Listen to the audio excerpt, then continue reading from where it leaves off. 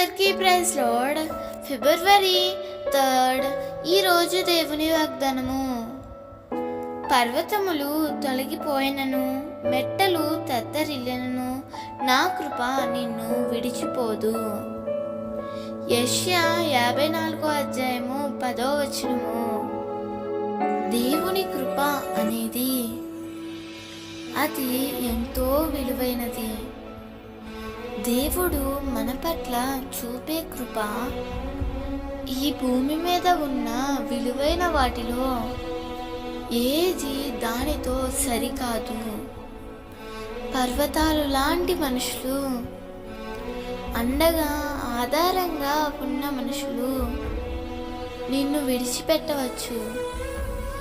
ప్రియమిత్రమా, తల్లి గర్భంలో నిన్ను భిన్నముగా రూపించిన దేవుడు నిన్నెన్నడూ విడిచిపెట్టేవాడు కాడు.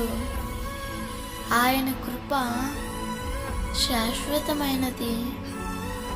ఆ కృపలో నీవు ఎల్లప్పుడూ క్షేమంగానే ఉంటావు. నీ పరిస్థితులు ఎలా ఉన్నా, నీ స్థితిగతులు ఏవైనా, కృప నిన్నెన్నడూ విడిచిపోదు. కృప బలహీనతలోనే నిన్ను బలపరుస్తుంది.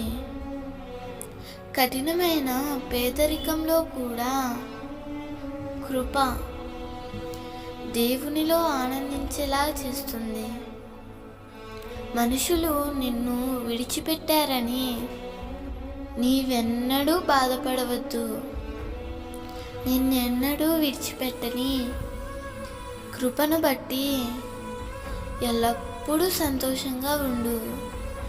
దేవుడు ఈ వాగ్దానము నీ జీవితంలో నిశ్చయముగా నెరవేర్చునుగాక.